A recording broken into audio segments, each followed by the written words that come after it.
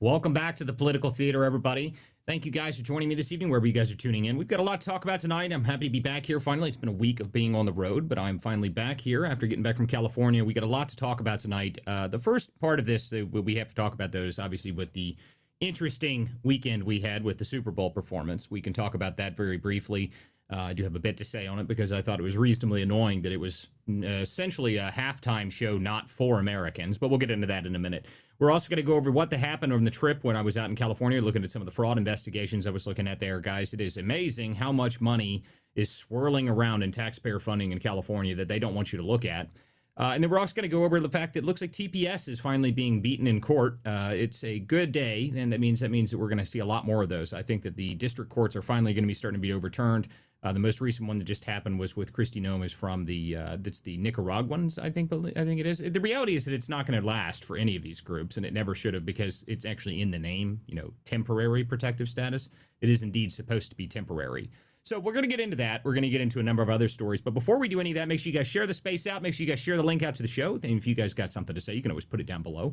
I try to read all the comments throughout the shows, guys. If you guys are on Rumble, Substack, YouTube, wherever you guys may be listening, Apple, Spotify, if you guys are on there, make sure you leave a review. And if you guys have something to say, make sure you guys put it down below. And we'll be bringing people up onto the stage just here very shortly. So before we get into anything else, though, obviously, I want to talk a little bit about Mr. Bunny's wonderful halftime performance here, because obviously that's what everyone's talking about the past day or so. And, the funny part is I didn't even get to watch any of this. I was on a flight home from California, and I had no Wi-Fi, which was terrible. A full flight with zero Wi-Fi, and probably a good thing. But anyway, I was just writing the entire time. So I got to come back and see what, exactly what I thought it was going to be. And it was pretty much exactly what I thought was going to happen. It was going to be terrible. That the TPUSA people were going to pull away from it. But I think the more important part about this is actually what I saw today, which is I saw videos from people in the crowd, and I realized very easily, very quickly, that this show was not for Americans. It was an un-American halftime show, and I mean that descriptively. It wasn't as if it was an un-American show and it was something about it super anti-patriotic. And no, it just wasn't for Americans. It wasn't at all. The whole show itself, if you looked at the crowd, one, they couldn't even see what was happening. They couldn't even see the performance at all. The bushes were blocking everything. Everything was completely covered up. They couldn't see anything. The people in the crowd were essentially just standing there like, what are we watching? What we can't even see it. One, there was zero English. Two, there was not even the sign language. There wasn't even American Sign Language that was done, which is just incredible to me. I mean, the fact that they didn't even accommodate at all. There wasn't even a reference to having, captions or anything. So why exactly did they do that? The American halftime, like the American football audience, the NFL audience is something like 77% white and 70% male. So what exactly was the purpose of doing this? Well, the reality is that it's for the new global audience of the NFL. They're trying to grow their audience outside of just the United States. Now, the funny part about that is it doesn't really make much sense for them to do that, because the advertising that you would be doing, almost all of the revenue you would be making is from the American consumer.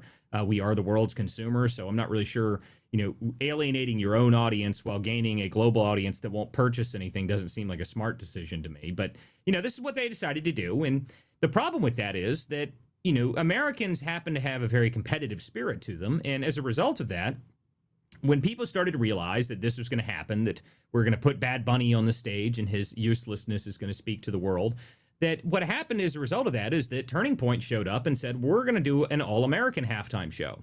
Now, that's a kind of a problem for them because, 5 million people turned into that. And that's kind of an issue for a number of reasons because, well, if there's 5 million people that tune in, okay, 5 million people, you gave them the option and they just changed the channel. Now, keep this in mind. They started planning this only a couple months ago when they announced the fact that Bad Bunny was even going to be part of it. That's when the Turning Point people came out with this. So they managed to convince 5 million people to change the channel and watch something else during that. That is a huge number. And you can tell that the left is very upset about this because, well, the biggest problem with that is that they just did it. I mean, it didn't take them anything to. They've got 5 million people to tune in, and they're all oh, it's all bots or something. Like what evidence do you have that it was bots? Is there any evidence to that? I haven't seen any. The reality is that people didn't want to see that. They didn't have any interest in listening to a guy speak to them in Spanish for an entire halftime show, so they changed the channel. They were given a choice, and the problem is that if they do this every year consistently, and you've got 5 million people that tune into the live stream, that's kind of a big deal. I mean, it is kind of a big deal. If they do, imagine if they continue it every year, it'll just get bigger and bigger. I mean, as far as I can tell, it looks to me like the #1 song on iTunes today is also Till You Can't from the new Kid Rock version of that he added a verse to, which I listened to today. It was pretty good. But the reality is that, nobody wanted to see Bad Bunny on the stage because the American football audience is not interested in that. You had a guy speaking Spanish. Only 20% of the United States population even speaks Spanish, by the way. So you played a entire halftime show for a non-American audience, and your intention was to grow the amount of people that watched it. Now, they got big numbers. They said they got 146 million or something. They're, oh my God, it's the biggest in history. Well, how many of them are from America, and how many of them from the key demographic that buy things in America? That's what I'd like to know, because Turning Point, I can almost guarantee you that the 5 million people that tuned into them is directly within the key demographic. I can almost guarantee that. I mean, there's probably very likely, it's very unlikely that many people outside of the key demographic in that 5 million number that turned into Turning Point. So that means that they managed to pull away 5 million people of the best people that would be used for advertising dollars. That is a big deal. That is a huge deal. And if they do that every year and it grows, I mean, that will force the NFL to respond to it somehow. They will have to either reduce what they're doing with this stupid woke crap, or they'll actually have to put people on that people want to listen to. And that's kind of the whole purpose of it, I would assume, that Turning Point did this, and that's going to force them to do that. And as far as I could tell, I didn't see anybody I had people that were there, that were actually at the Super Bowl. They told me people were booing. So that's not great. I mean, if you've got people booing in the stands during that, and you pay a lot of money to go to the Super Bowl, by the way, so I wouldn't be very pleased. So to me, I think that this entire event showed that the NFL has decided they want to go global, but in doing that, they're going to start trying to alienate even more than they already have. Let's not pretend that as if the NFL hasn't managed to alienate a large percentage of their audience for the past few years anyway, with all of the woke crap they've done. The gay cheerleaders, removing the names of certain teams. I mean, I was a lifelong NFL fan until they took my team away from me. I was a Redskins fan, so I don't even watch them anymore. I don't care about the games. I don't pay any attention to it whatsoever. So it doesn't really matter all that much to me. But watching this weekend was very interesting, just by the fact that there was an option and a sizable amount of people turned away from it. So as a result of that, it is going to force them to come up with something to respond to it. They're going to have to either put on what people want to watch, or they're only going to see another year where someone like Turning Point shows up and says, well, we don't have to watch that, so we're going to have our own show. If that keeps growing, it'll force them in the right direction. And that's the culture war. So they can play the game all they want, but the American consumer and the American taxpayer and the American people that actually buy things and do things, that's the audience you really want. And if you start losing that audience and you start driving people away from it, then that's not good news for you. That's not. And no matter what the left says, oh my God, it's all bots, it's all everything as well. Sure. How are you going to prove that the bots are doing that for the #1 song on iTunes right now? It's actually even funnier than just the #1 song on iTunes. It's both the Kid Rock version and the original version of the song. So there was enough people looking up both versions of the song that even the original version of the song out-topped anything that Bad Bunny did. I mean, I don't know what else to say other than that. That's hysterical. That means that their wonderful performance did not work out so well for them. But that's okay. They wanted to play the global woke game, and now they're going to lose. I think that as a result of this, next year they will probably put somebody that everybody else likes back on the show. And we'll see, because I think the Turning Point should just keep doing this every year anyway. If they do this, why not? I mean, it's free. It's a free show for them, essentially. They just put out a giant live stream. I guarantee you it was a massive success for them. And just by the fact that you got 5 million people to change the channel, that is not an easy thing to do.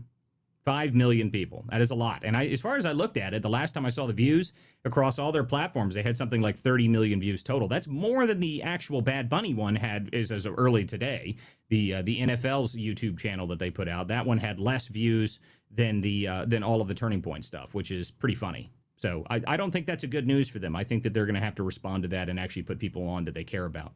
But we'll see. They want to be a global group. They want to advertise and do international games in other places. But the reality is, again, the Americans are the only people that buy anything. So go ahead, advertise to, wherever you want. But the American consumer is still the consumer market of the world. So you can play the game all you want. But the reality is that somebody's going to come in with a competition, and it already is happening.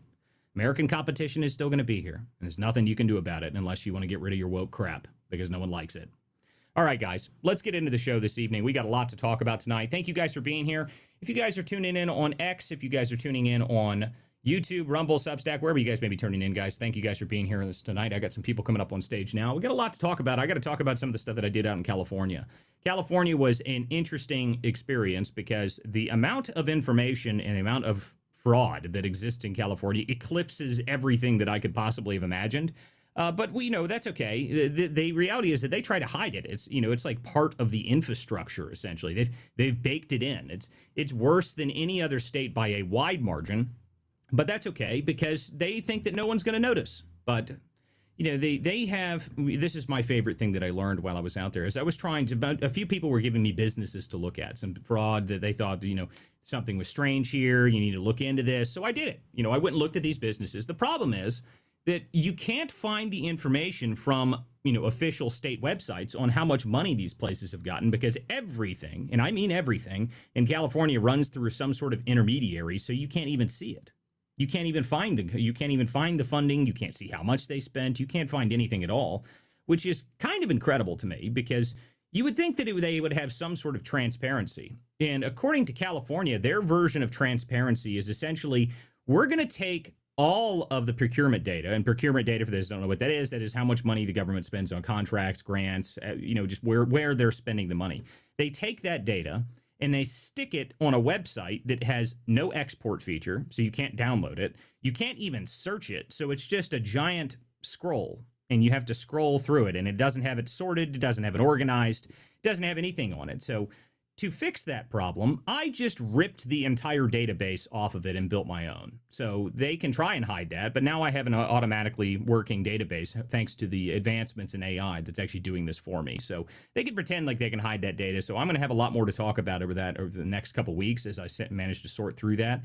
But the advantage I think it really is that I learned that this is the blueprint, I think, really, on how it all works. On most of the blue states, they are striving to reach California levels of fraudulent and corruption issues because they realize that California's nailed it down. They've perfected the model. That's what they wanted to do there. And I think that that's going to be fun to look through once I actually get some more information on it. So we'll be talking about that as we come along here, guys. All right, we got a couple hands here. What is up, Patriot Forge? What is up, Jacktron? How are you guys this evening? Oh, I'm doing well, pretty well. Well, I'm actually just a little bit also kind of pissed off about the whole halftime show, just because it really just shows how much disdain these people have for American citizens and American way of life. So, and now with that, really the takeaway I saw from the halftime show is that this was a great ad for deportation. So I want the deportations now to amplify over 20-fold. I have zero sympathy for any of these people. Get them out of this country. But then I also have some good news talking about you said about Turning Point doing this every year. I was messaging with Tyler Boyer, and they said yes, they are planning on doing this again next year. And I was asking him why they didn't get Nicki Minaj for this, and they said it's because there's a lot of red tape you have to go through with this, and they said to do that you have to plan these out over a year in advance. And they even said that there was a lot of people that wanted to do this. So now that they already know that they're going to be doing this next year, and they can start getting booking people for it right now, I can imagine that next year will be a much bigger show. You're going to get a lot bigger names coming with it. Yeah, that's what my point is really, that I think that the reality is that they did this pretty quickly and they still managed to pull it off. So I don't think that it's going to work out for the NFL if they just continue to ignore the fact that this happened in the first place. That's kind of what my And point is. one other thing you saw, and I also saw there was this post today from Benny Johnson. He said that there was an NFL insider he was talking to, and he says that they are panicking about what Turning Point did last night. Well, I mean, this is what my point is. The competition arrived. You decided to do something that nobody wanted from the base, the like general audience of the NFL. No one wanted this. Okay, no one wanted Bad Bunny. I loved it. There was great videos that came out yesterday of somebody walking around talking to the NFL players and asking them like, hey, what's your favorite Bad Bunny song? None of them have heard of this guy. None of them. I mean, they have no idea who he is. They didn't even know a name. They couldn't name a single one of his songs. I mean, that's not wise. I mean, the funny part about that is just claiming that Bad Bunny or something like this is he's got a big audience. Well, sure, he may have a huge audience, but that doesn't mean anything, really. It doesn't really mean anything if he has a huge audience. If you turn away the people that actually watch the show and actually care about it, then I mean, how many people do you think that watched this show, if they were a global audience, if that's what they were intention, do you think they stuck around and watched the rest of the game? No, they cut it right off. They don't care. I mean, that's kind of the problem. I mean, if you're doing this, the only reason you ever care about viewers, by the way, is to increase the ad revenue that you would make from it. And I don't think you're going to increase the ad revenue if no one's buying anything out of the demographic that you attracted. So not a wise decision on their part. I don't know exactly what their intention was, but just by being able to pull 5 million eyes off that easily, that is why they're probably panicked about it. I mean, they have to be at this point. Oh yeah. And one other little juicy little thing. It seems that Bad Bunny now has also deleted his Instagram. Every post on there gone, no profile picture, and is following absolutely nobody. But he still has 53 million followers. So I imagine that if he was really proud of what he did last night, he probably wouldn't have done that. Yeah, well, I mean, I saw that he deleted everything. He also did it to his ex account, so it's not like he did it to pretty much everything. So, I don't really care. I mean, to me, I don't watch this guy. I don't know anything about him, and the fact that everybody I know switched over. I love that but my favorite so far is that the comments I'm hearing is, "Oh, it's all bots." Really? Is that what you're saying? Oh, it's all bots? Like, the funny thing is, like, I don't even care about Bad Bunny. Like, the reality is, it doesn't matter to me if he's some Puerto Rican artist or who he is. But the problem is that you were performing in an American game.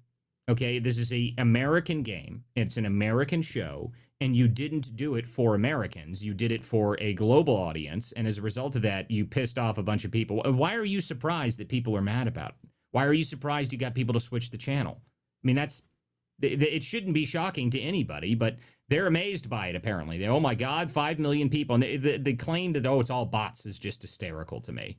There's no proof that it's all bots. There's nothing that says it's all bots, but that's what they want to claim. So, they can pretend as if that's what happened, but it's not. It's obvious that a large percentage of the NFL's key demographic all changed the channel because it's just not what they wanted to hear. It's just not. And watching them screw like, oh, my God, oh, it's all fake. Yeah, sure. Give it next year when they have a longer time to set this up and get this all promoted and ready, when they can stream it on X, when they can stream it elsewhere. This will be even bigger than it is currently. And the fact that they were amazed by that is pretty funny to watch. Go ahead, Patriot Forge. Yeah, thanks, Walter, for having me back on. It's always so nice to be here. I would say even we should get a step further, and it would actually be amazing if we would be able to get TPUSA to compete with the NFL in football. I think if they could pull something off like that, that would be amazing. Well, the reality is that I don't think that that's going to happen, mostly because all of the talent exists within the NFL. There's been a couple of leagues that have tried to do this over the past few years. There's the XFL. There's been a couple of the other ones. But the reality is you don't have to. You don't have to compete with them on the game. Like, if you don't want to compete with them on the game, you don't have to. Just give them an option for the other side of it, which is the halftime show. I mean, if you have an opportunity to change the channel and you get 5 million people to do that within a day, I mean, that's pretty impressive, to be honest with you. It doesn't matter what people say, honestly. You can't deny it. It already happened. So, just by getting that many people to turn into it, that's already a success for them. That's already a success. It doesn't really matter. But anyway, go ahead, Jack Tron, if you got something else to say, you got your hand up. But guys, if you would like to join the show, you're welcome to do so now. You can come up here and join the show and you get something to say. You can always put a comment down below. Make sure you guys share the link out. We are just now live. We do have other things we want to talk about with the TPS status that has now been revoked. Looks like that is done. The Ninth Circuit actually approved the removal of TPS for Nicaraguans, which is good.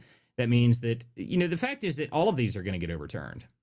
All of these TPS, this is just more activist judicial activism just trying to stop this. It's never going to work. It was never going to work. And this is just yet another example of it. The fact that they have to keep doing it, This is all goes back to the Supreme Court's foolish decision to not to give this loophole, to leave a loophole in there for, for the class action lawsuits. That was, they were hoping that that would have kind of preserved the ability to them not do. But of course, the moment that they left that loophole open, that's every single judicial activist in the country moved forward with using that as the way that they're trying to keep these cases moving forward. It's not going to work. It's not going to work. I mean, it's going to keep getting overturned, and they're going to keep having it canceled, which it should be. Look, TPS is a ridiculous system, okay? The fact that we need to provide everything for a whole group of people from the third world because their country sucks is not something that I want to keep doing. And I don't think anybody else wants it either, but, they're trying to claim that, oh, my God, it's terrible, it's racist, it's whatever. I don't care, all right? I mean, that doesn't matter to me. Your reasons for keeping it aren't legal in my eyes.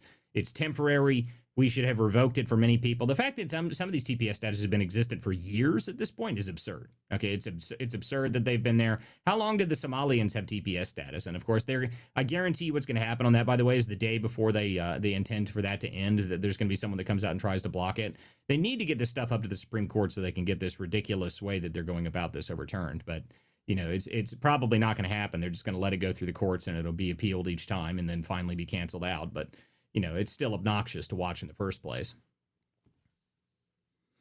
Yeah, and one other thing, they want to claim we're all the racists when what you see on their side, the open calls for genocide against white people. So let's just keep that in mind. Well, I mean, no one cares about the claims of race. Like, I love it, the people that say that it's all racist, everything that we do and everything that we say is all racist and everything. Like, it doesn't mean anything anymore. Okay, like, it just you've overused the racism term too much to the point that no one cares about it anymore. I mean, it just doesn't affect people the same way as it used to. You're trying to claim that everybody's racist, even though you've been claiming everybody right of center is racist for 15 years now. It just doesn't do anything. It doesn't mean anything to people. They don't care. It's the same problem they have with the claims of everyone's a fascist too. This is why they can't stand someone like Nick Fuentes, because the reality is you've overused the term. They don't care. Okay, you can't make people care about something, especially if you've spent their entire adult lives claiming that anybody that has anything that's right wing is a fascist idea. It just doesn't have the same effect on people anymore. Same thing with racism. The racism stuff is all gone. No one cares anymore. You can't. It just doesn't do anything. It's like why the video that, like, what was it? The election fraud video that Trump shared, that 1 second of it had the Lion King video. Yeah, that had 1 second of a Lion King snap within it. Everyone's, oh my God, it's racist. No one cares. Okay, like, just no one gives a damn. It was actually just objectively funny if you watched the whole thing. I did watch it. It was hysterical. No one cares. I mean, the problem is that they're trying to claim that everything is racist and the end of the world just doesn't do anything for people anymore. It has zero effect on the way people think about it anymore. You're not going to convince people that, oh my God, it's all racist, everything's the end of the world. It just doesn't matter. Okay, like, you can't keep screaming the same thing over and over again. Eventually people just stop caring, which is exactly what's happened. It's exactly what's happened. So I don't know what their intention is. But Jordan, what's up, buddy? I haven't talked to you yet. What's going on, brother? Just regular day in the office. You know how it is. Yeah, well, it's been an interesting week of the office this past week with the advancements in all of the AI tech that we've been building out. It is kind of incredible how much things have changed. Just being able to get the Newswire stuff that I'm setting up now is going to be a huge change. Yeah, I don't know if you guys have been paying attention to a lot of the stuff that's happened over the past week or so, but anybody who thinks that the AI stuff is like getting always on a slow pedal, oh my God, we're in a bubble of some kind, haven't seen some of the advancements that have happened over the past week or two. It's been something else. I've never seen anything like this. So I think now we're starting to reach the point of what can be done with AI. That's going to be the next phase of this, which I'm very much looking forward to.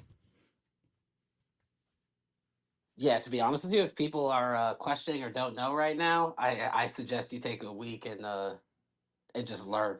Yeah. Honestly. Yeah, I agree with that. I think everyone should take a little bit of time to update themselves on what's happening right now, because it really is something else. My guess is by what now? I'm sorry, Malter, I didn't mean to cut you off, but You're for fine. those of us who haven't really, not really understanding fully, could you maybe just give us a brief summary of it? Yeah, I mean, I can explain it briefly. The problem is that the original versions of AI is that, it was kind of like, I don't know, an advanced Google search. I mean, you just type things in and it gives it to you. I mean, some people that were better at using it can make it to, do certain things for them, write things for them, research for them. But the newest versions of this, the new advancements that have come out now, the bots themselves that you can create can do things for you without you telling it to do them. That's what the difference is. I mean, it's an autonomous system finally, where it can actually go out, find things to make useful for you, and then do it without you even telling it to do that. That is the change that's happened over the past week or so. I mean, just being able to set something up so it automatically sends you notifications, it automatically sets up your calendar, automatically does it. My guess is within 5 to 6 months of this new stuff that's come out, guys, that you'll be able to have a bot in your pocket that you can just talk to and tell it to do things, and it'll just set it up and do it all for you. I mean, I think that's how close we are to this now. At this point, I don't ever think I'm going to have to write a spreadsheet ever again, write out a presentation ever again. It'll just be able to build and do all that for you almost instantly. I think we're at the point of elimination of jobs. Oh is yeah, the way is of where we're at. Oh yeah, for administrative style jobs, absolutely. Yeah, if I was able to do what I was just able to do over the course of like the last week and a half, 2 weeks, if you have like a good, like probably a good IT team, they could wipe out probably sales, marketing, and probably every administrative job out there. Like you could probably save yourself somewhere in like tens of millions if you're actually like a major corporation. It's laughable, to be fair. Yeah, I mean, it really is. It's the kind of things that this can do. You know, when AI first started becoming popular, when it first started changing things, I started being able to use it. I claimed that it was, it was essentially makes you being able to change your work output from, one person to 15 to 20 people. I would say that now that's probably like more like 50 to 60 people. I mean, that's that's a conservative guess, I would say, on this. I mean, I would say that's a conservative guess with just one machine. If you have three machines, you can wipe out a quarter of the. If you have 1,000 people, you can wipe out 100 just on this week. Between Monday and Friday, if by Friday you gave like your IT team exactly what you and I have been able to produce, I swear, if you have 1,000 employees, you cut that down to probably like 750 by the end of the week. Like you'll know by that end of the week that by the end of February you can let all those people go, and they genuinely it would not affect your company whatsoever. Well, the interesting thing about this is I still think that when people say that, it's like, oh, you can wipe out a bunch of jobs. I just think that people are going to start moving into things that, everyone's going to become far more productive. I mean, if you have a team of people that can use these things and use these bots properly, then I think that you're just going to be so much further ahead than anybody else. I mean, for me, the ability to rip an entire database off of the internet, off of, out of a state database, organize it, structure it, and then produce me copy that I can read and understand within, I don't know, 2 hours. I mean, that's holy crap. I mean, that's crazy to me that it's able to do that sort of stuff. I mean, that's something that is completely. A year ago, I would have never been able to do something like that. And 6 months ago, I would have thought that maybe one day we'll be able to do that. But now it's just, I'm wondering how many days I'm going to even have to spend researching. I just think I'll have something that's automatically researching for me. It's going to be great.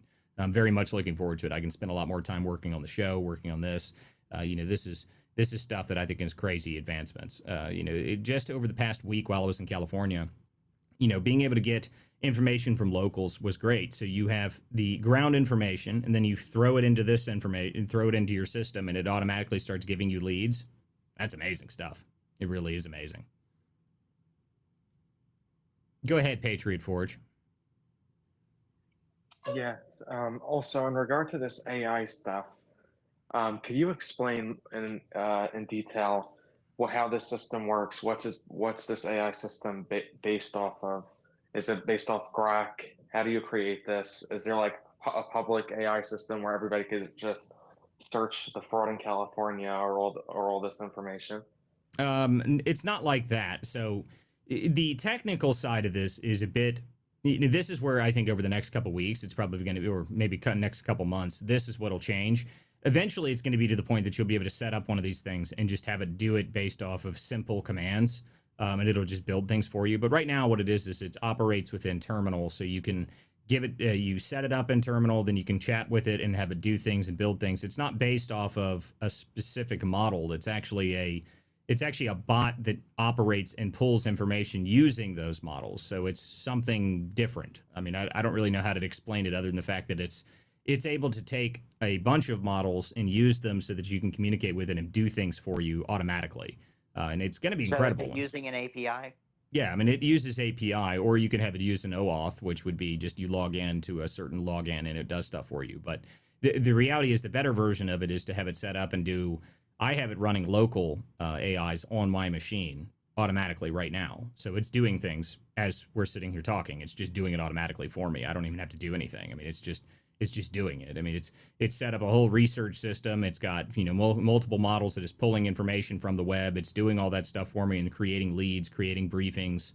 It's essentially like having, I don't know, a dozen employees that are doing stuff for me all the time. I mean, that's really what it's like right now, and they're all faster than anybody else. So, I mean, just give it a little while, and this is gonna be crazy. I can tell you right now, it's so next level that like you guys have no idea. Let me just tell you guys have no idea the level that this is. That's the best way I can put it. No idea. It's actually like if I can put it into congruence, what me and Walter had talked about over the course of 3 days, we have probably now confined down from 3 days of work that it would take you every time you did this like complete flow down to about 37 seconds and Yeah. just an approval. That's it. Just an approval. And at that, once it gets it right the first time, it won't fuck itself up again.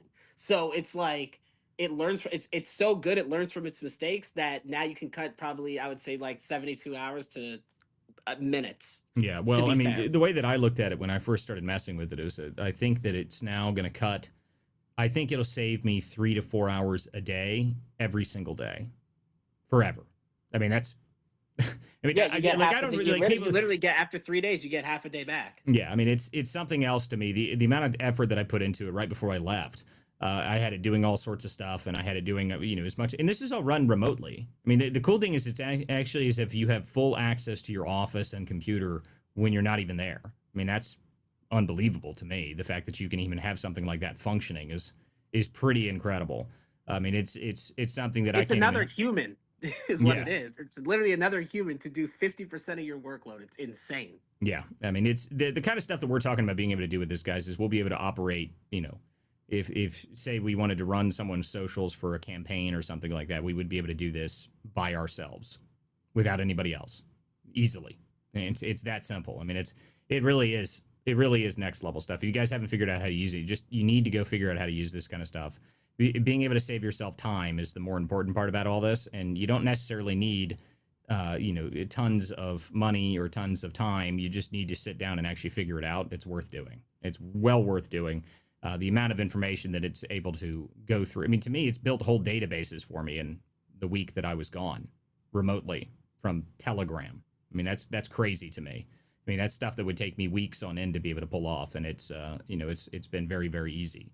So it's pretty amazing. And just give it 6 months. My guess is it's going to be user accessible to the point that somebody will come up with a version of it that's it's running on a single chatbot that everyone can talk to, and it'll just do it all automatically, and you'll pay a flat fee. That's what I think will eventually happen from this, and that's going to be something else to watch. So, in terms of elimination of jobs, I still am of the mind that elimination of jobs is kind of you don't really know that, because once you have the jobs, if you can just do more things, I mean, maybe they can do other things. I mean, this gives those people more time to do different things. I'm sure some of them will be eliminated, though. I mean, the reality is if you're just an administrator that like all you do all day is like send files around, yeah, you're screwed. Yeah, you better find another line of work, because this is going to take that job in like 8 seconds. So I don't think that's going to work out for those people. But if you have something like specialized, I think you'll be much better off. So, I just tell everybody go use these things and figure out how to use them, because if you don't, somebody else that is using them will take it from you. So that's just how it's going to be. It's going to be very interesting, though. But in terms of the research aspect of this, which is the most important part for me, the fraud investigation that I've been on for, I don't know, over a month at this point, this system, I'm going to eventually make it a proprietary system that I'm using. So it's custom built for what I'm doing.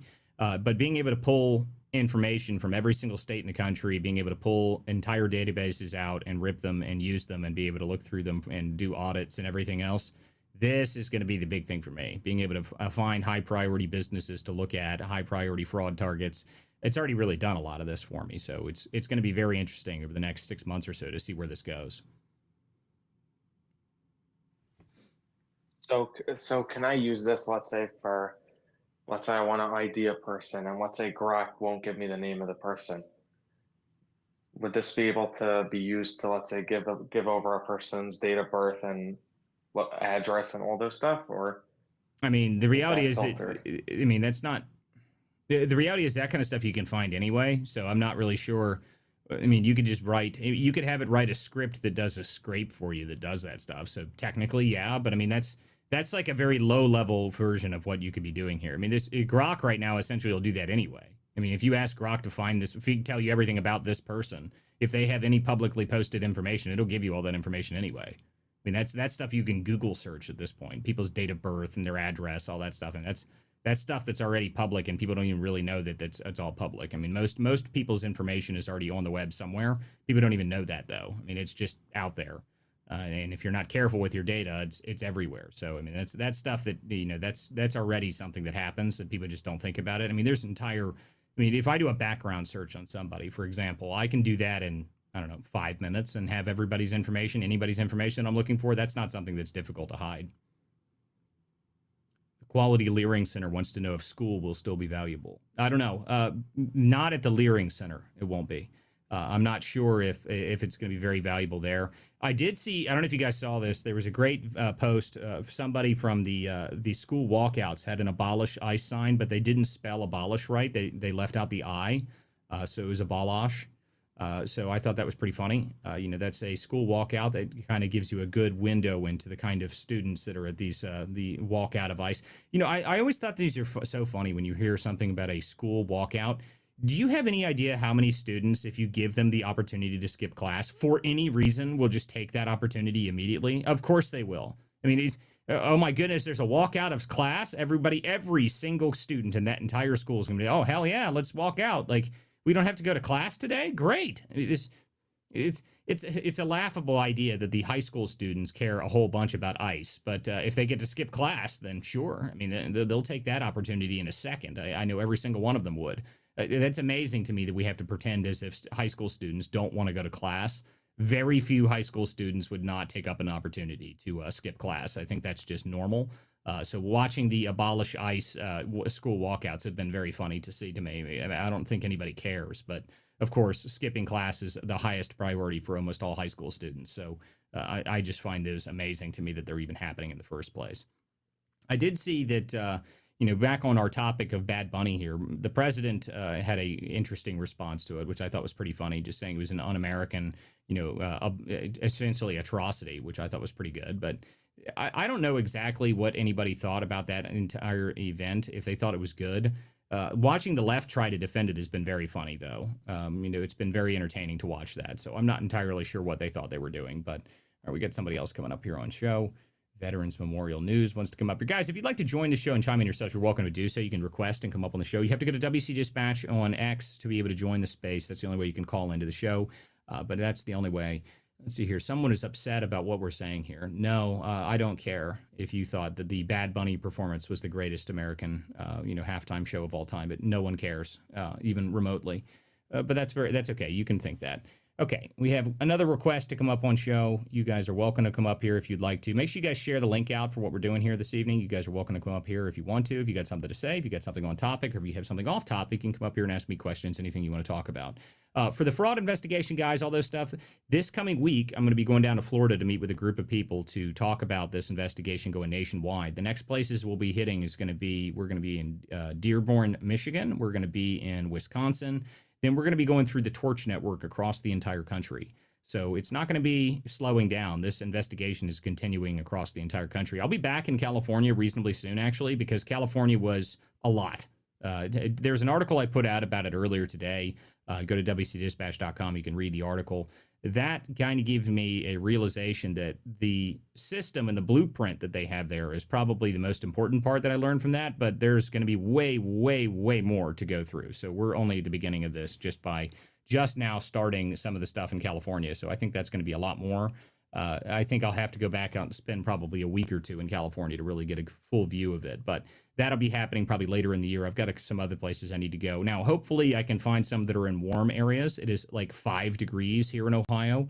So I'm not very happy about the fact that I came back from 80 degrees in Los Angeles to 5 degrees here in Ohio. That was not a pleasant return for me. So the next place I go after is Florida. So that'll be nice to have some more warm weather. But I'm going to try and like schedule it so that I only go to warm places for the next couple months, because that's this snow crap up here is terrible. Okay, the Veterans Memorial News. You came up here on the show. How are you? Hello, good evening. Hi, thank you for the microphone. I appreciate it so much. Super Bowl, yeah, super bad. Didn't even watch, couldn't even watch. Wasn't even worth my time. Just wanted to chime in. Everybody, read a book, do something with your time, help someone. And I appreciate all your hard work that you're putting into the show. So keep up the great work. Thanks so much. Darmama, you came up here. How are you? Hi. Wow, you're just blowing my mind, and you're not very far into the show yet. Whoa, thumbs down. I don't know what that's about. Whoa. Anyway, can we talk about ice in Minnesota for a sec?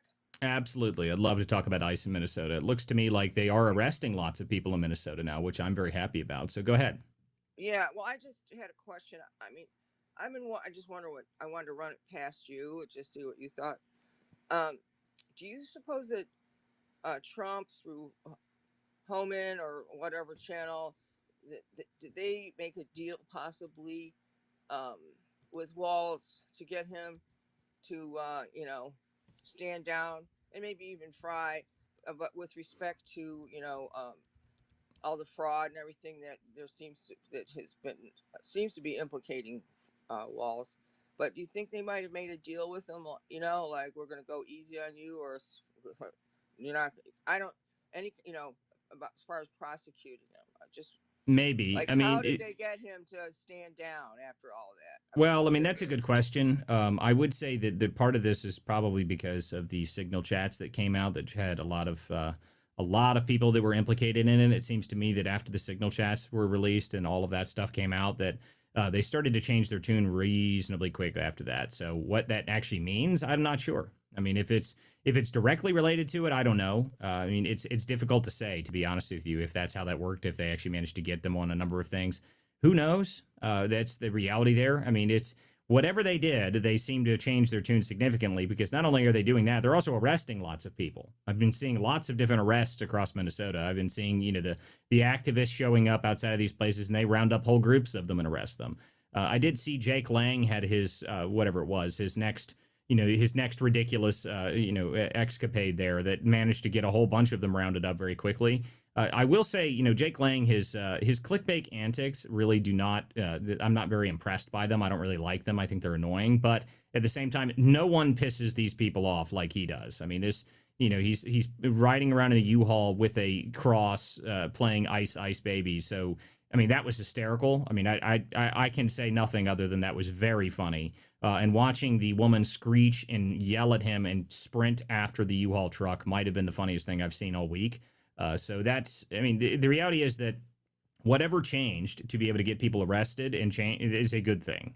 It looks to me like they finally bent the knee to what needed to happen, what should have happened in the first place, to be honest with you. They should have never allowed it to get as out of control as they possibly did.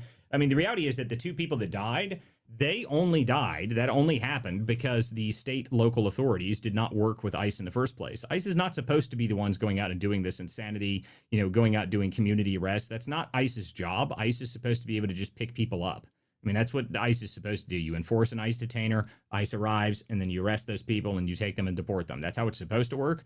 But when you refuse to work with local law enforcement and the local law enforcement refuses to work with the feds, then this is the result. Now, the result is the chaos that you saw for, I don't know, a month. I mean, it was completely out of control for a month or so. And the reality is that if the locals had actually worked with the feds, none of that stuff would have happened in the first place. So what changed? I don't know, but I will say that it seemed very convenient that the signal chats and all that stuff came out right when all that stuff changed.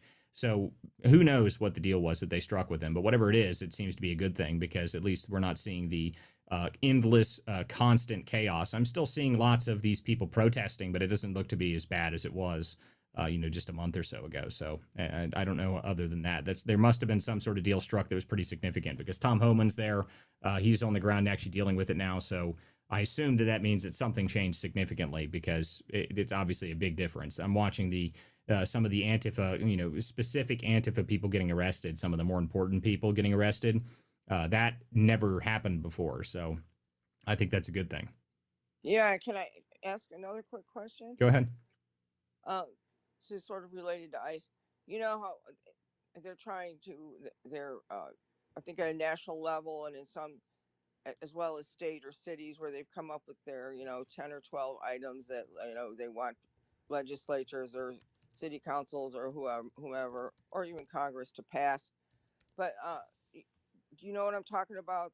It's like their wish list for what they want ICE to stop doing and how they want it to go along. But one thing they're gonna, they're talking about, accusing of racial profiling and stuff. And I was thinking that if we had like at least 3 million people, let's say, gotaways during, well, there's plenty of them already here, but during the 5-year period with Biden, there's no way you're going to be able to find them or know anything about them or even check on them because they were the gotaways, and I don't see how you can avoid going into a community and asking people, or, what they call Gestapo tactics. So we just, in the end, going to have to just let them get away. What do you think? No, I mean, you're not going to let them get away. The reality is that they eventually have to do something about the ridiculous nature of what's happened. The ICE protest, all the stuff that they've done in the first place. This is all a reality that it is because of Biden. All of these different protests, all of these people that they have to go into the communities to get is because of Biden's ridiculous policies. So, I mean, sorry about that, guys. I'm trying to fix the audio there. But that is all Biden's doing. So at the end of the day, they are going to have to fix something here. They're going to have to go after these people, and they're going to have to go after the change, really, though, is that local law enforcement and local authorities need to work with the feds to be able to enforce this stuff. Otherwise, it's just chaos. When you don't have, again, ICE is not supposed to be going into the communities and doing this stuff. So if you are not working with ICE and you're not working with the feds, then obviously you have a lot of problems when you have to have these people go out into the streets to do community arrest. They shouldn't have to do that. They shouldn't have to do that. And if that's what's changed, really, it seems to me that they're allowing people to be arrested, which should have happened, I don't know, months ago at this point. So, what happens is the amount of people that they got away and all the people that came into the country, we don't even know the number. That's the reality of it. The catch and release policy was even worse than just the 3 million gotaways that you're talking about. It's way worse than that. So, okay. Go ahead, Patriot Forge. Yeah, and then also 2 more things, Walter. One thing is I've infiltrated a couple group me chats in the Minnesota area and around of anti-ICE people, and I did uncover some person that wanted to shoot a person that pulled down anti-ICE sign. That there are anti-ICE signs, and I need to ID the person. I have all the person's information, their name. I don't have their date of birth, and I just want to find a picture so I could post that with the information. Guess I'll send you that information. Maybe you could help me out with that. Yeah, I mean, maybe. And then, it depends. It depends on the person. I mean, just having a picture is not a whole lot anymore. I mean, unless it's like a really clear picture of their face, which might be able to be useful, but you need to be able to go through and find, if there's other instances of them on different videos. There's a lot of things that would go into actually identifying a specific person from just a video or a picture. So it's not that easy, especially since most of these people in these things actually cover their faces. So I mean, there are some people that are really good at doing that, but being able to find them and actually go after them, that's a whole nother story. So, it might be helpful. I might be able to help you. So send me whatever you want. I'll take a look. okay, fine. And then the other thing is, I was just wondering about what's your opinion on Thomas Massey? I think Thomas Massey is intentionally trying to get more attention on his social media account. That's what I think Thomas Massey is doing.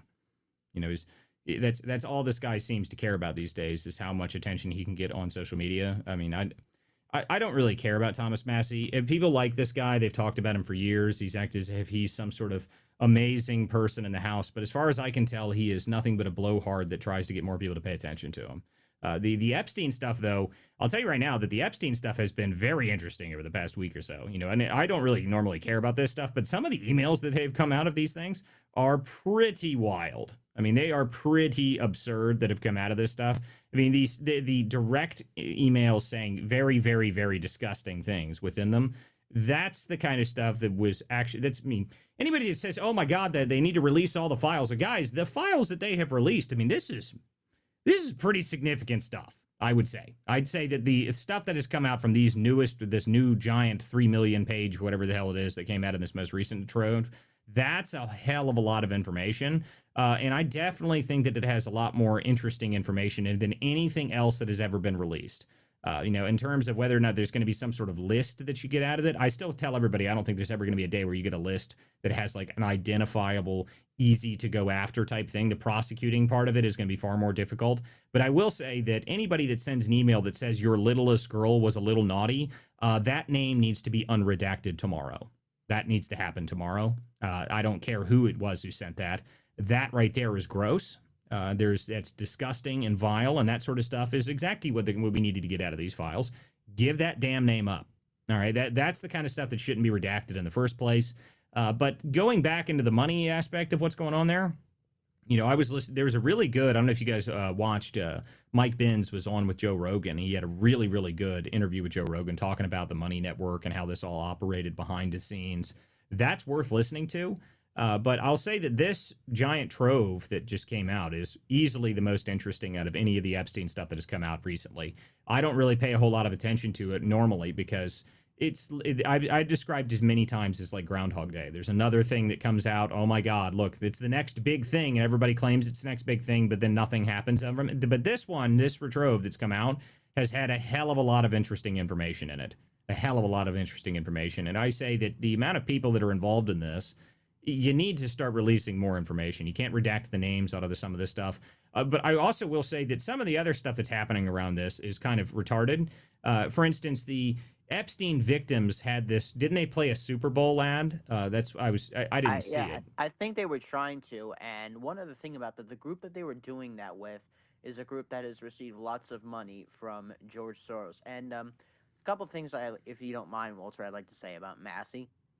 I mean, go ahead. I don't like Massey at all, so go ahead. Yeah, I'm saying, like, Massey, I think he's just, like, a total piece of shit. He goes around saying, like, oh, my God, I have these names of people, like, either, like, he said he had the list of 20 names of potential co-conspirators. Listen, but this is the problem I have with this, okay? Anybody that says that sort of stuff, like, okay, if you have it, then why aren't you releasing it? All right? I mean, this is the same problem I had with the people that were supposedly going to do this. They were going to do this Super Bowl ad, but the thing is, they're not gagged. Okay, they're not gagged. They had, like, I saw just a clip of it online, and it was like, they had tape over their mouths and stuff like that. It's like, but they're not gagged. You can say it right now, like, to be honest with you, right now, do you think any of these people, if they released names and they started talking about the names of people, that there would be any sort of public support for the people that they started talking about at all? I mean, really? I mean, like, at the end of the day, no, that wouldn't happen. Okay, so if you have the names, then just release them. Okay, if you have names and you have information, just release it. Okay, there's nothing right now that would stop you from doing that. Nothing. Okay, the same thing with Massey, same thing with, at one point Marjorie Taylor Greene said she was going to read stuff on the floor. Like, okay, but do it. Okay, so stop just parading around and acting as if you're going to do it. There's nothing stopping you from doing this stuff, especially if you're a member of Congress. A member of Congress can take any of that stuff, go straight to the House floor, and they actually can't be sued for defamation of anything they say because anything in the House floor is protected. So, they could have read this stuff out at any point online. I mean, on the House floor. But they're not going to do it. Well, of course they're not going to do it because this is all a game at this point. It's become ultra politicized to the point that it's just gross in my eyes. I mean, that's what I can't stand about it. Just using it as a political game the entire time. And listen, the victim group here, or whatever this group is, at one point they were represented by some super, liberal woman. I can't remember what her name is right now, but you're just watching that. And that was one of the press conferences they did. It was just, like, if you have these names, there is zero things stopping you. In fact, I saw this over this past weekend, that at one point, when it was specifically referencing this the Super Bowl ad. Elon Musk said that he would pay the legal fees of anybody that got sued if they released the information on it. So, okay, there is nothing else. Okay, like if the information's out there and you can talk about it, and there's somebody that's a multi-hundred billionaire that's willing to pay your legal fees if you got sued for it, then it's time to put up or shut up is the only way I'd say that. I mean, what else can you say? I mean, what else? I mean, someone says it's political theater. It is. That's exactly what it is. It's just political theater when people are refusing to release the names. Okay, that's just if you have the information, there is nothing right now stopping you from releasing information. Nothing at all. The public would support you. It was the transparency bill that passed was what almost completely unanimous except for Clay Higgins. I mean, like outside of that, what are we doing?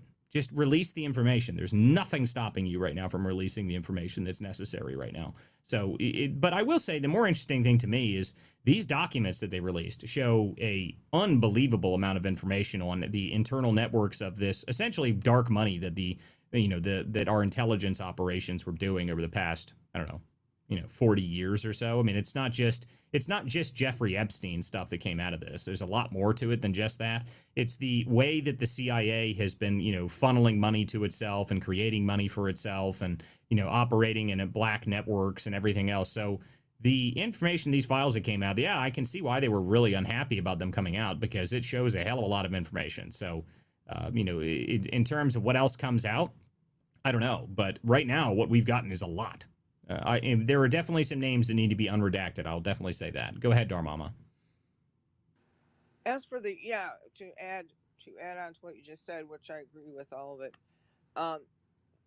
I think that was a gratuitous vote, a bit of a gratuitous vote in Congress, where they all voted for the transparency because then they made the exceptions. And of course, the most widely used excuse it included, well, you can't unredact because of national security. So I felt it was a little bit gratuitous. I don't know, or maybe all gratuitous. Like, we can all vote for it because we all don't really ever have to worry about it. What do you think of that? Well, but the reality is that the amount of stuff that was in this, I mean, there's some people that I've heard that were talking about these files saying that they've been able to pull more data out of the files than, they originally had. So I think that more stuff's going to come out of this. I mean, the reality is that they were forced to do this. So they were forced to do this. It's now out. There's nothing they can do about it. And the CIA is obviously not very happy about it. So what happens next? I don't know. I mean, everybody in the Epstein world is constantly saying that, oh, this is the next big giant thing. And I'm more just saying that at least now there is enough information in these files specifically that there are very specific things that you can ask for. Okay, like the emails where some of these things are weird. I mean, did you guys see the whole thing about the possible of eating of human meat? Like that was probably the craziest thing I saw over the weekend. That was Osmond Gold found something. They said that people were going nuts over the idea that they were eating jerky and they were referring to jerky as like human flesh and something like that. It was like, good Lord, that is just the craziest thing in the world. I mean, this is the kind of like horrifically bad stuff that needs to if this is any truth to it, they need to have the rest of the information out. I don't know how you get the rest of this out. I mean, the fact that they're putting this in writing is what's crazy to me. I mean, that's some of the stuff they were saying that it's, we're going to walk the jerky. We're going to walk the jerky over to Epstein's. We're going to see you in Little St. James later. We ran out of jerky. My dog ate all of the jerky, and like we need to get more jerky. I mean, it's like, good God, this is holy crap. I mean, if that's actually what they're talking about in this is just the most horrific and terrible thing ever. So I mean, I don't know. Yeah, I mean that would be insane. But another email that was found today was that in 2006, it appears that Trump actually called the cops on Epstein and Maxwell. He called her, quote, evil. Well, again, I mean, the idea that they were somehow going to get Trump and all this has always been ridiculous to me. If there was anything, okay, like you have to remember with all the stuff that they were doing to Trump, the fake ICA where they said he was a Russian agent, you think that they wouldn't have taken this sort of stuff and taken it directly into that and used whatever they could against Trump? You're crazy, okay? You're crazy if you think they wouldn't have done that. Of course they would have. So to me, as far as I can tell, and there's nothing in here again that's going to be useful for them. But the Democrats decided to push for this, and at least now it's out there. I mean, there's nothing that you can say about it. The information has been released, so there is 3 million files and a whole bunch of information. And more important than that is, I would say that there are actual very specific things that people want now. Okay, before people are just asking for random things. They just want the next big thing. What's the next big thing? Well, there are very specific things now. Okay, there's 4 or 5 emails that I've read that people want to know who sent that email. Who sent it? What does that email mean? That's the kind of stuff people want now. So at least there's direct targeting on that sort of stuff now. So now it's a lot more focused, which is good. I mean, if you're somebody that really wants the truth to come out, at least this leads us in the right directions. I mean, there's a lot more information now that has ever been released before. I assume the CIA is in a full panic about this, because this is like, the intricate operation of how their ridiculous money laundering scheme for really, really horrible stuff is happening across the entire world. This pretty much lays that out really, really detailed. So I don't know how else what else you can say other than I'm sure they're not happy about it. Let's just put it that way. Go ahead, Darmama, you get your hand up. No, if I did, oh well, don't worry about it. Me too. Yeah, Right. don't worry about it. The space doesn't ever work for me. So Jeff, you came up here. What's up, buddy? Okay, no Jeff. All right, we got another speaker that wants to request. So I'm going to bring in. I'm listening. Oh, okay. I'm listening, Walter. It just all this corruption up top. And to be fair and honest, Pam Bondi's been at her job over a year, and we have 0 arrests, and I'm very, very disappointed in her. Well, I mean, that's been a problem the whole time. Okay, like everybody that comes to this show knows that I have spoken extensively about how I am very, very annoyed with Miss Pam Bondi and her lack of being able to do anything or arrest anybody at all. Has been extremely annoying the entire time. So I agree with you there.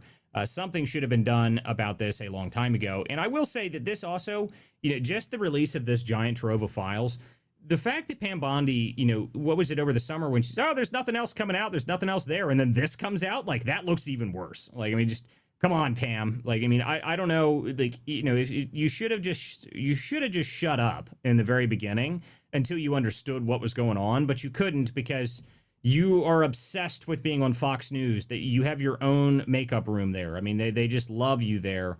You can go on there all the time, and you're always terrible on television. So Pam Bondi has not been impressive at all for me the entire time. So I'm not very pleased with her. But at least this information has been released now, so there's nothing they can say about it. So, they can claim that there's nothing else there, but I think there's quite obviously more. So let's get some names redacted, and then we can continue on with this. Okay, we got another person that came up here. What is up, Punch Made Dev? All right, no Punch Made Dev.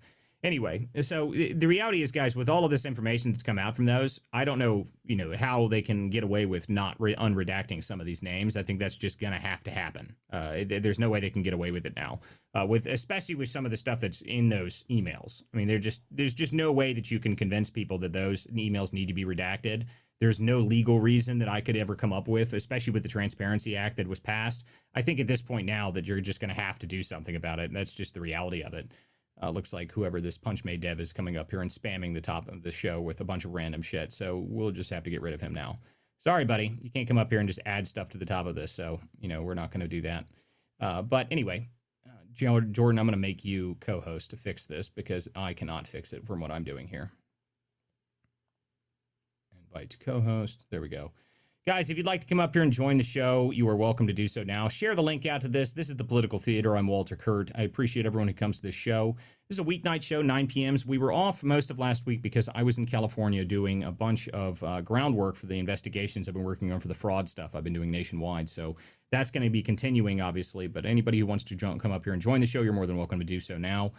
We've got, I don't know, another hour or so in the show, but, I don't know what else I really want to talk about because I was talking about Bad Bunny, and that's the only real big thing everyone was really talking about. So if other people have other really important news that they want to come up here and bring up, we're more than welcome to talk about it now. Veteran Memorial News, you can go ahead. You got your hand up. Hi, thank you. I appreciate it so much. I'm Shonda. Great to be here with you. But it's just truly, it's disturbing how many powerful people were really socially connected to him. And it's just it's satanic in my own eye. That's how I see it. You know, just the evil. Anyone that could harm a child, it's pedophilia. It's disgusting. It's terrible, and I truly believe that, you know, there's a special place for those men and women that participated and have anything to do, and they will see, you know, justice. So at some point you do need to um say, yeah, it is freezing in Ohio, because I'm in Ohio too. I just wanted to tap into that. So go OH, baby. And yeah, keep up the great work, Walter. I'm really proud of you for doing what you do, bringing all these topics to light, because not many people are really, you know, able to do that. So keep up the good job doing what you do around the United States. My app and website is available around the United States. I'm a nonprofit organization founded to help veterans and their families. Very similar to Groupon on Facebook. Everything is free that we do, though. We don't charge veterans anything, and we service businesses by giving them a platform to describe whatever perk or incentive they offer at 30 different industries we across the board. So No, thank you that's for the great. microphone. Well, of course, I you're more than welcome to yeah. come up here and join the show. In terms of what I do, you know, to me, this is just, you know, the investigation stuff that I do nationwide. I appreciate everybody who supports it. If you want to support me, you can go to WCDispatch.com, or you can subscribe right here on X. If you subscribe right here on X, you get behind the scenes on the investigations that I'm working on. So that's the only way you can see what I'm working on next and what's, like, you know, some of the more internal side of that. So you can join there and you can do that. But WCDispatch.com is where all the real work is published at. I do publish on X sometimes in the bigger articles, but obviously the show is more important on X for me. So, but that's the internal side. So if you want to support what I do, that's the best way to do so. But this is not going to stop. The amount of the fraud investigation's been amazing to me, because it seems to me that now the amount of people that are focused on it's going to be only growing, and I don't think it's going to go away. So, Jack I Tron, wanted go to ahead. tap into Clinton. I really wanted to touch on Clinton because I know he's, you know, been, you know, said to be in those files. How do you feel about Sir Clinton? The Clintons. If anything happens to Clinton, I will be amazed. I'll just say that. You know, there was something earlier today. Did you guys see that Maxwell came out, or her attorney came out, said that she was going to exonerate the Clintons and Trump or something if they gave her clemency? Like, okay, look, the whole idea that Maxwell is going to get clemency is laughable. You're not going to get a pardon, sweetheart. You better just hope that you get a nice, comfortable jail cell for the rest of your sentence, because no one's giving you a pardon. That ain't happening. You know, there's a couple people asking about Bannon's connection to this. I don't know. You know, this is another thing. It's Elon Musk despises Bannon. The two of them hate each other, like with a burning, firing passion. So I don't really know how much is, you know, really related to it, but. You know, I don't pay much attention to Bannon these days, so I'm not really sure his direct connection to a lot of this. But I would say that pretty much anybody that had anything to do with anything apparently had a connection to Epstein somehow. You know, it doesn't necessarily mean what every single one of those people was part of a criminal group, but, you know, I'm not entirely sure what else to say on that. I mean, there's whether Bannon is a criminal or not, or involved directly in all this stuff. I don't know. I mean, that's if I see more detailed information, maybe I'd be able to speak on that. But I haven't seen anything directly detailed to that. There's a couple people asking about Savannah Guthrie. That is something I did want to talk about a little bit, because over the weekend that was a absolutely insane updates on that. It looked to me like there was possible that the sister Annie Guthrie and her husband may be involved in this. That whole story just got wild over the weekend. That was kind of a full true crime event. So that's worth talking about a little bit here. There was someone that posted this earlier today, and I don't know if this is true or not. Did you guys see that apparently the guy, whatever his name, the Annie's husband, that guy hasn't been seen for like a week? Is that true? Does anyone know on that? I brought Jared up here. Jared might have a more updated on this. He's been following this story pretty closely. Jared, are you here up now? Hey Walter, hey Jordan. I'm not sure.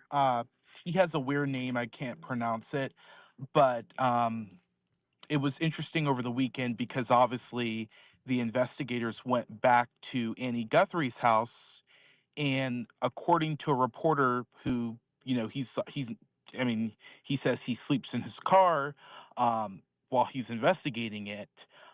Contrary to the media journalists who are, they get fancy hotels from their outlets, and he said that he saw luminol being used in Nancy Guthrie's daughter, Annie Guthrie's garage. So obviously, luminol is used to obviously uncover hidden blood, maybe traced up by bleach or something, some sort of that. So it's just very interesting. Obviously, the deadline expired today at 5 p.m. Eastern or 5 p.m. Arizona time. Either or. Obviously, the time has expired, and they were asking the potential abductors were asking for 6 million in Bitcoin, and then Savannah released that video just some 2 hours ago saying, not even saying that she's going to pay anymore or asking for proof of life, just saying if anyone sees or hears something, because there has to be someone, right? I mean, that's part of why law enforcement always busts these cold cases or finds out there's always someone who saw something strange. You could obviously be seeing a man helping a 84-year-old get out of the car and walk her inside the house, just something strange. So the reason I came up because you were talking about Steve Bannon. Did you hear the other news today, Walter? No, I haven't heard any other news on Steve Bannon. So what else is the new news on Steve Bannon? Yeah, so Mr. Steve Bannon is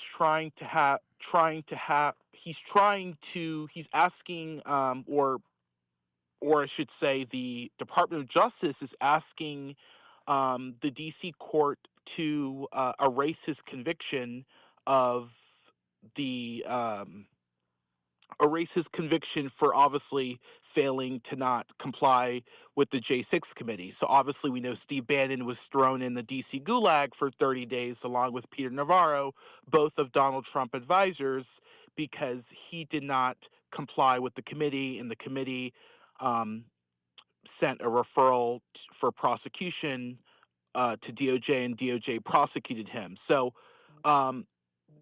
Peter Navarro has came out and said that he doesn't want his conviction being erased. He wants the Supreme Court to overturn his conviction. However, Steve Bannon and the prosecution, obviously the prosecutors are no longer there. These were Biden era prosecutors. So they're essentially making the case there's no opposition. Let's erase Steve Bannon's conviction of, I'm trying to remember what's the crime called? Obviously failing to comply. It'd probably be contempt. It'd probably be contempt is what Right, it is. And to be honest with you, I mean, that whole story on Steve Bannon, I'm not really interested by. I don't really care what the J6 committee did. They didn't do a whole lot, as far as I can tell. As far as I can tell, they didn't do anything useful. They did a lot of deleting. We'll know that. Yeah, we know that much. But I mean, it's just, to me, that's like, I mean, whatever. I mean, I don't really care about all that. The more interesting thing for Bannon would be what happens if the people are talking about him in the files and all that. And apparently there is an interview of Bannon meeting with Epstein that's apparently on video. So that's interesting. Yeah. But, I don't know. Bannon is interesting only in that Elon and him despise each other, like, with a burning passion. And outside of that, I don't really pay a whole lot of attention to it. So who knows what's going to go with that. If the J6, anything the J6 committee did, I think should just be ignored wholesale. I mean, I don't think anyone cares about what the J6 committee did. They didn't do anything useful for anybody. In fact, why did they all get pardons if they all did such great work? So, I'm not necessarily interested in what the J6 committee did. They all got pardons. Nothing's going to happen to those people. Nothing's going to happen to the people that they try to go after, because none of this matters and it's all just a joke. So I don't really pay a whole lot of attention to that stuff.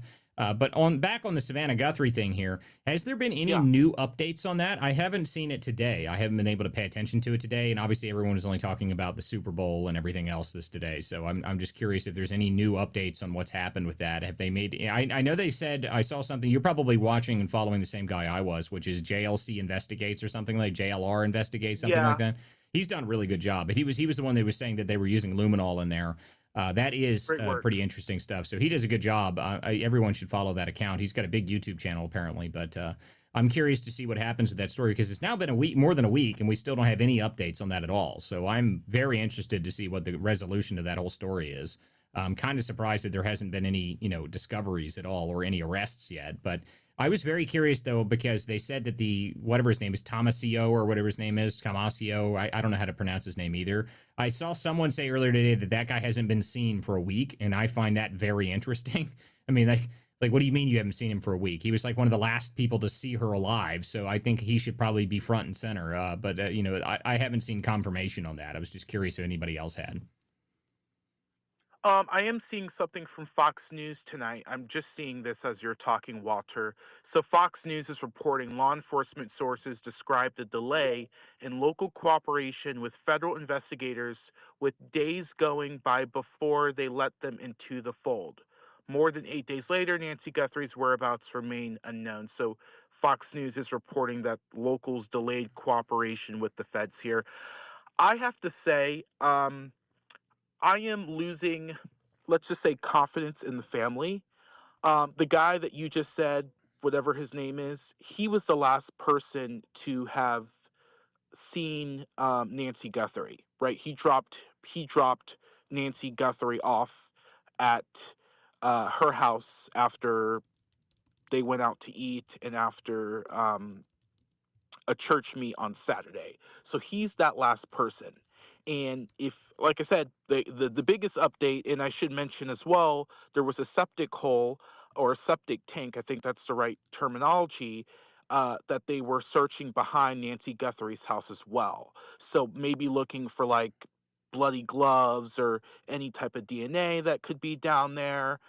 I did see a report. They're just searching. They're just trying to see wherever their leads are going at this moment. But it's just like 9 days after, and no one knows. There's no vehicle of interest. There's no person of interest. I'm not saying someone has to be charged, a suspect. We'll eventually get there, knock on wood. But no person that is being interrogated inside the FBI office, right, in Tucson, or the Pima County Sheriff's Office. It's just like, this is crazy. And the ransom notes, which law enforcement has not discredited yet, which I keep saying this because to me, that's why they're releasing the videos, right? Mm-hmm. They're releasing the videos a few hours before the deadline. Like today, the deadline was 5 o'clock, and you saw Savannah Guthrie release that video around 2 o'clock this afternoon. Even, asking for proof of life the first time. The second time, she said she's going to pay. According to TMZ, there's obviously a website where they can see if, Savannah Guthrie deposits the 6 million Bitcoin, and it's $0 right now. They have access to that public website. So we'll see where this goes. I don't think we're looking. I just don't see how a happy ending could come from this. Yeah, I agree with you there. I do not think that this is going to be a happy ending. For those who were curious, there's people asked just a second ago who it was. I mentioned JLR Investigates. I put that up on the screen here. This is the guy. So it is JLR Investigates, and that's his YouTube, but his handle is at JLR Investigates on X. He's been doing on the ground coverage, and he has been, like Jared said, he's been sleeping in his car. He's not leaving until it's finished. So he is actually really worth following there. He does a really good job. And he was the one that mentioned that he was definitely convinced that they were using luminol inside of Annie's house in that garage. And I agree with you, Jared. I don't think that there is any way that this is going to end nicely. I lost confidence in the family over the weekend. There was a really strange video. I don't know if you guys saw it. It was Savannah Guthrie reading it, but she read it, and it was almost identical to a Silence of the Lambs thing. That was just really weird. I mean, this whole story hasn't passed the smell test the entire time. I'll say that for sure. I mean, you don't see very high profile cases like this very often. And everything about this case has just been strange from the jump. So, and everything about it now. By the way, guys, it is statistically likely that a close family member or friend is involved in these kind of things in the first place. So I think that it is likely that it's not going to have a good ending. Whether or not it is directly a family member or not, we don't know yet. Go ahead, Jared. You got something to say. Go ahead. Yeah. Also, Walter, this is going to make your interests even more go further because the U.S. Senator from Arizona, I forgot to mention this, Senator the astronaut Mark Kelly. You guys call him seditious people, but Mark Kelly. Because he is. Yeah, Jacktron will remind you guys. The senator from Arizona, Mark Kelly, said that Savannah Guthrie called him to tell him that her mother was missing before even contacting law enforcement. I thought that was strange. Also, this is something huge. Number two, they said that Nancy Guthrie has been going to church. However, the pastor of the church told News Nation Brian Enton that she has not gone to church since the COVID-19 pandemic. She's been going on church on virtual meetings and Zoom. So that's the biggest red flag that I have seen. It doesn't sound like she was, obviously attending church, but not attending church in person. And the person that said she was attending church every, Sunday in person was, the daughter-in-law, or I'm sorry, the daughter in the son-in-law. So that's good. So that yeah, the whole story again, it keeps getting stranger to me, and I think that's why there's people like, why is it so such a big story? It's like, well, it is kind of captivating. You got to admit it, guys. It's you don't see stuff like this very often, like full true crime, high profile individual. This is a very interesting story, regardless of what people think about it. And to me, I think that we're going to find that it's going to be even darker than people might imagine. If we find out that she's been missing longer than a week, and that she's they haven't even been honest about that much, which I think is the next thing that's probably going to happen, just based on what we've seen so far. I don't know. The local law enforcement, what if they weren't working with the feds up until now? I think they might be now. What happens next, I don't know. But I am with Jared. I don't think this is going to have a happy ending, no matter how you look at it. Okay, we got a couple other people up here on stage. Let's up here. Britton writes, you have never come up here before, so what is happening? Hi, how's it going? Doing just fine. I'd just like to say, I've known about this case about Nancy being missing for quite a while, and why have they kidnapped her? I know they want 6 million in Bitcoin, but why have they kidnapped her? Is it because they're celebrities or something? Well, they're Savannah Guthrie is the host of NBC's Today, or whatever. What is the name of the show, Jared? I don't know. Today Show. Yeah, Today Show. Today It's Show. some big show on NBC. I don't watch it, but it's a popular show on NBC, so that's why it's kind of a big deal. That's the only real answer there.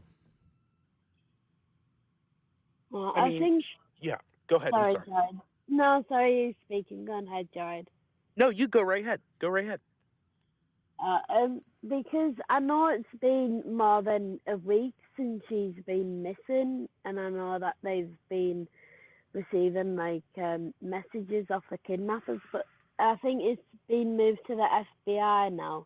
Is that right? And they've not had any connections to people that know of her, any connections to who kidnapped her yet, and it's been more than a week. So can we assume the worst case scenario? Well, that's kind of what we're getting at, right? This is kind of what we're kind of saying here, is that I don't think we're going to have some sort of reunion moment that they're going to get her back. And I don't think that the family themselves are being honest with everybody. It just seems like that. Maybe we're wrong, but just from everything we've seen so far, it does not look like the family is being truthful in this scenario, and that we're going to have some sort of interesting revelation that people are. I'm not going to be shocked by if we find out about it, and that would be statistically likely if the family was involved with it. So we'll see.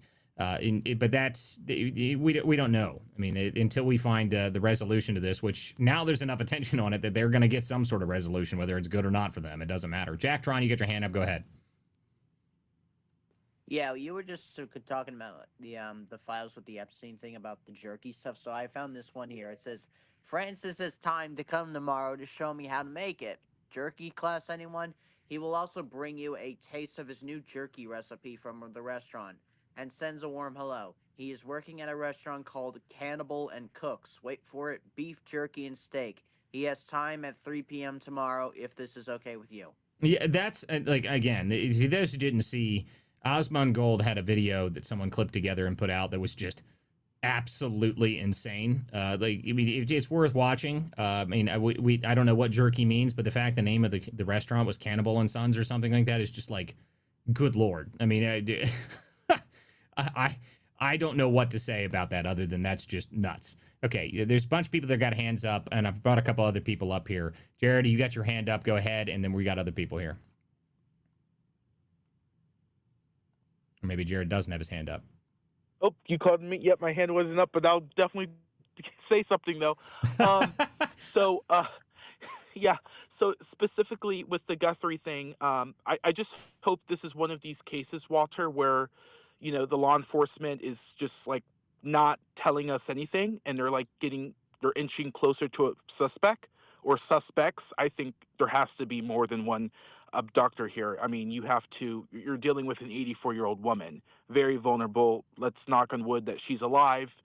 Obviously, you have to have someone who goes out and buy food. You have to have someone that makes sure, you know, she's being contained. So I think this is, if she were alive.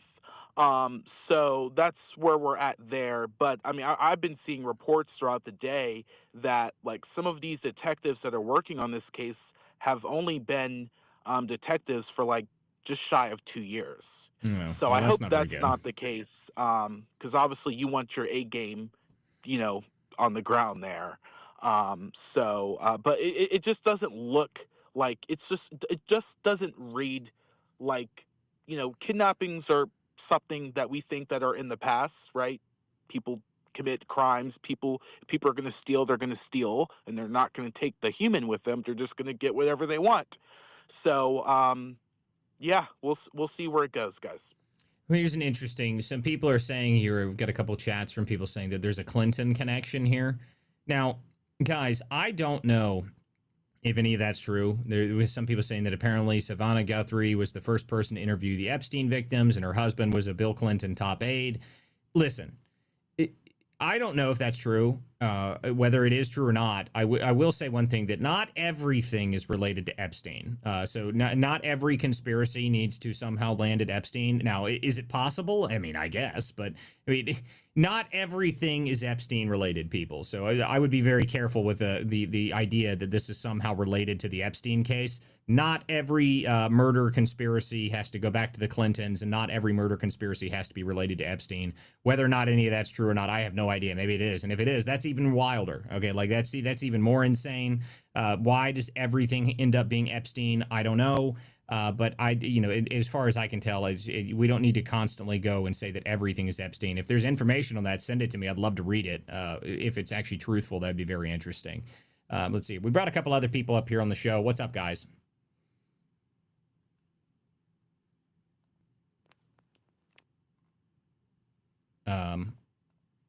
Well, I can't see if anybody's talking or not. It's a Veteran Memorial. I'm coding, dude. You what now? I said I'm coding, dude. No, don't worry about it. Veteran Memorial News. Go ahead. Okay, thank you. Yeah, and you can refer to me as Shonda if you remember that. I appreciate it. The Savannah, that video you were talking about, she definitely looked a little suspect. I think her sister looked suspect. If anyone can find that video and put it in the bubble, I'd be interested to kind of get like everyone's perspective on that, because you could just read a lot of when you body language, you know, when you're looking at someone and they're trying to beg and plea for, I don't know, but just my personal opinion, it was a little sus. But well, yeah, I do agree too, that the video and interaction between the interview where they were sitting there reading it out after a lot of this other information came out, when I saw the interaction of Annie and her whatever and Savannah sitting there, it was a bit strange. And again, I would love to know where this husband and where the sister's husband is. Where is that guy? Why haven't we seen him once? I think that's the more interesting thing about this, because I've seen pictures of the guy, but I haven't seen anything about where he is. So I'm very curious why he's not front and center in the midst of all this. Okay, we got a couple other people up here on the show, though. What's up, Jackson Thomas? No? Okay. Go ahead, Darmama. Yeah, I guess more should be revealed. There's nothing we can do but wait as far as the Guthrie case, huh? I guess. I mean, it's been a very interesting case to see. I mean, it's playing out currently, but the fact that we don't have any information on it after a week is pretty strange to me, especially for something of this high profile, but we'll see. Right.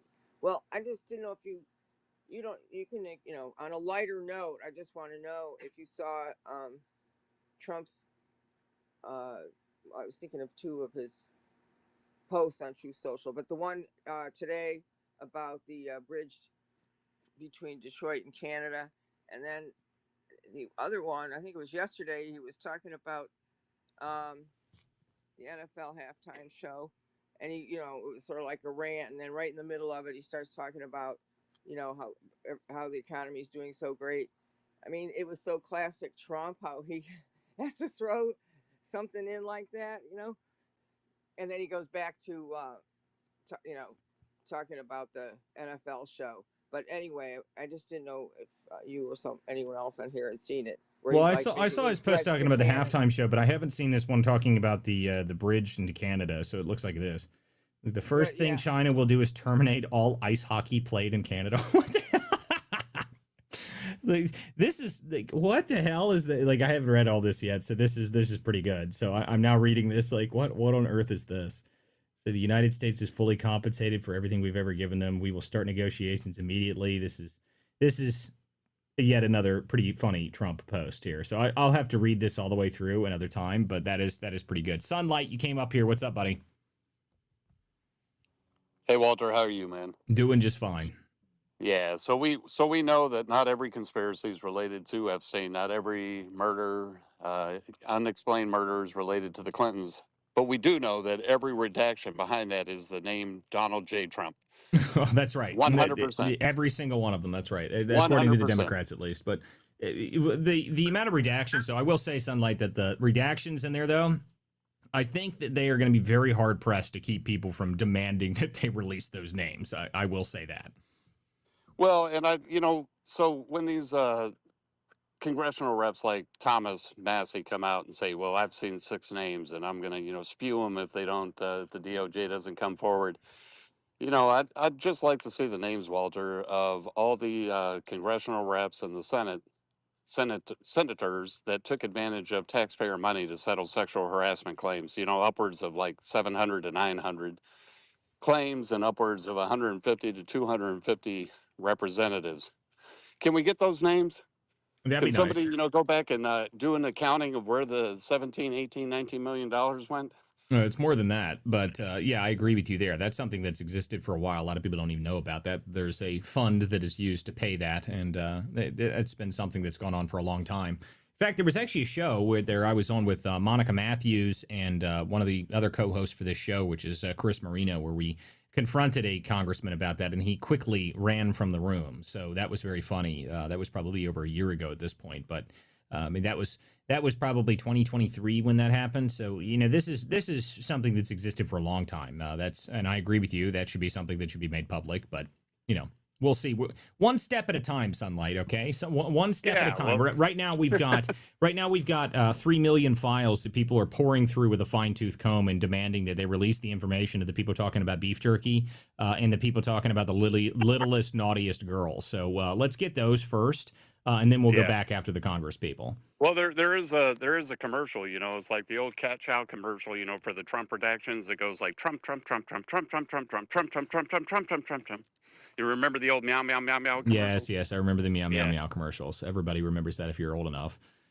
Amazing. But yes, but the redactions in those files, though, I think that they're going to be very, very hard pressed keeping those off the books. I don't know how you're going to keep them off the books. There's enough people now that are just like, okay, like, why is this name redacted on this one? And what does jerky mean? Because we're going to need an explanation. I also particularly liked the information that there was 55-gallon drums of sulfuric acid that were delivered to Little St. James at one point. I mean, come on. I mean, come on. I mean, just really. Yeah, I just saw that Elon also replied to a post saying that Steve Bannon also had some of those acid tubs. Now, maybe I'm just ignorant here, but the only other person I've ever seen have tubs of acid was Jeffrey Dahmer. Yeah, well, the idea that we need to have Mexican cartels. Yeah, Mexican car. I mean, listen, there's not many other uses for giant barrels of sulfuric acid. I don't know. Not many people I've ever heard of just keep them things sitting around. So why you'd order 55 of them and have them delivered the same day that the FBI investigation was opened. I don't know, guys. I think we've got some serious things that need to be discussed when it comes to that. I think that's pretty true. I mean, one other item, Walter, is that I saw earlier today that Epstein apparently was trading emails with a confidant close to the Clintons regarding the FEMA efforts that were going on in Puerto Rico after, in the honor of Big Bunny or Bad Bunny or whatever the hell his name is, Energizer Bunny. They were trading emails around the FEMA movements and the FEMA, account. And if you recall, the FBI had charged, several FEMA executives in the Puerto Rico scam, with siphoning off $2 billion. So I wonder if Epstein, ended up getting his fingers in that pie, or who who those knows? I mean, look, if those don't know what he's talking about, at one point, I think it was Hurricane Maria. The amount of funding that was sitting around in Puerto Rico. I've actually got a friend of mine who lives in San Paulo, who was telling me about that, or I'm sorry, in San Juan, not San Paulo. And he was telling me that at one point they found like full warehouses full of food that they just didn't use. So that was a huge scam. So there's a lot of money that was soaked up around that. So whatever ended up happening with that, I'm not sure. That's been many years since that's even been discussed. But whether or not Bad Bunny has any connection to that, I'm not really sure. The worst bunny, the Bugs Bunny's retarded brother, I'm not sure. But we'll see. What ends up happening with Little Bunny Foo-Foo. Yeah, guys, if you didn't see Sean Farash's post on it, that was probably the funniest post that came out about Bad Bunny. I loved that. That was great. He never misses. I recommend everyone go check that out. Okay, let's see here. Darmama, you got your hand up. Go ahead, and then we can go back over to Britain's Rights.